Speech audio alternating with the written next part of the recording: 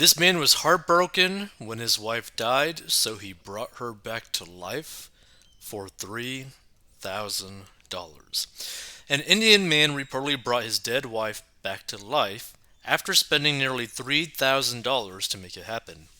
Tapaz Sandalia, 65, lost his wife Indrani in 2021 during the COVID-19 pandemic. Before her death, Indrani allegedly told her spouse that in the event she passed away before he did, she would like him to create a silicone model of herself to keep him company, according to The Sun. The model, which is eerily lifelike, is dressed in Indrani's favorite clothing and sits in her favorite spot on the couch in Sandalia's living room. According to the widower, his late wife got the idea from the statues she saw displayed at museums.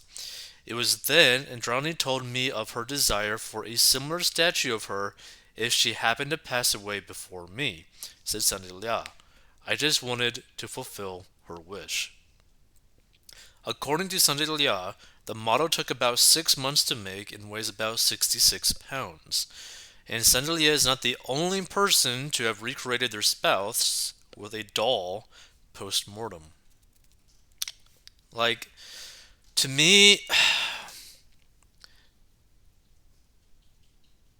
like, let's give him the benefit of the doubt. If she wanted this to happen, okay, go ahead and do it. But to me, in my mind, like, you have to learn to accept that death is a part of life, that people in your life, people that you love, are going to pass away, and you're going to have to absorb that information and then move on. Because this is an extremely unhealthy situation. Oof, Lord. Not only that, I'd get really depressed if I was seeing this every single day. It's like because you know that they're not there, and this is just a fake thing. It's just like, oh Lord. So in 2020, another man in India had a silicone model made of his wife, who died in a car crash. According to reports, the model was so lifelike that many friends thought it was a real person. A Chinese widower also apparently had a doll manufacturer make a replica of a younger version of his late wife. He then had another doll made when the second one wore out. Wow. So this person says death is a part of life. No matter when it happens, it is always too soon. We must learn to accept that this is the only thing we are certain of in this life and move on, albeit difficult, but it is a constant in the equation of life. And this one says we must learn to accept. I agree.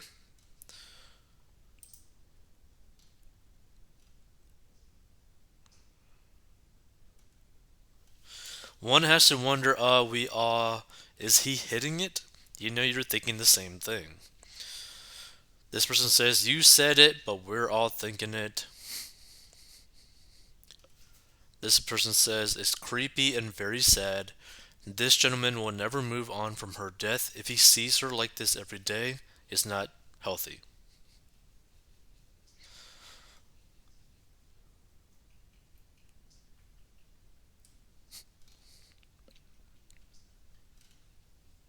She seems quiet. Ugh, that's so eerie. But can she cook?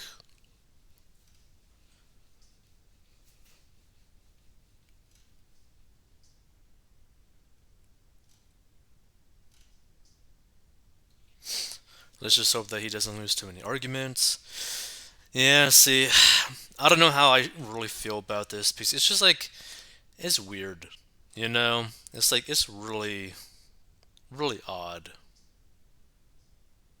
Like, I just, to me,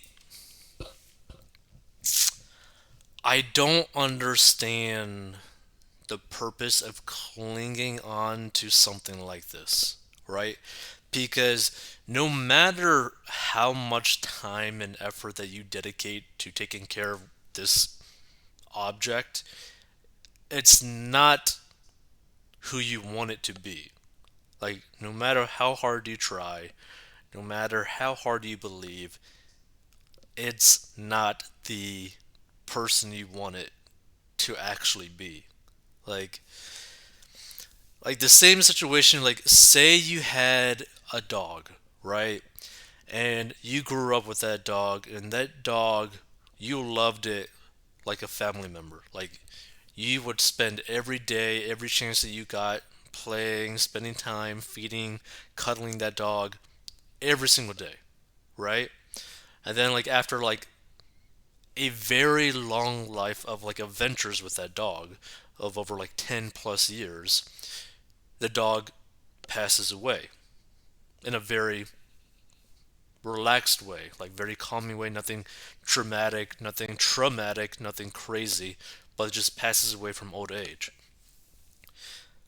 Like to then basically stuff that dog and then keep it inside your living room so that you could keep seeing it every day would make me feel really, really sick to my stomach. Like, I personally could never see myself doing something like that. I couldn't see myself getting like a pretty much identical copy of the dog in like a figurine, like in like a statue kind of thing. Like I couldn't even like do like a toy version of it. Like I would feel so sick to my stomach because every time I see the object that is representing the dog, I would probably have like a mental breakdown. It'd be like you just start getting depressed. You start thinking like, "Oh crap, I want to like spend so much more time with the dog, whatever." It's like and to take that to like another level where it's like literally your wife and you're doing that. To me, there's gotta be like a wire in the brain that is just like not connecting properly for someone to want to do something like this, right? That like in their mind, they're like, yeah, this is what's a good idea, right? I just don't really understand it, you know? Like, it doesn't make any sense to me. I don't know why someone would want to do this. It seems like it's going to be more of a emotional, mental hurdle to deal with something like this every single day. Like, there's no moving on if you do something like this. Like, can you imagine dating again, getting married again, and you have a statue of the person that you were married to for decades just in the living room, on the couch, as if it's normal? Like, I don't know about you, but this would just be so unbelievably crazy to me. Like, oof. And I wonder how much he actually. Well, he spent $3,000, but it's like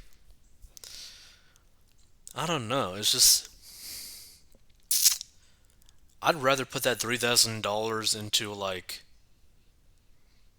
new furniture or something. Like not into like a lifelike statue of a deceased wife. It just seems way too crazy to me.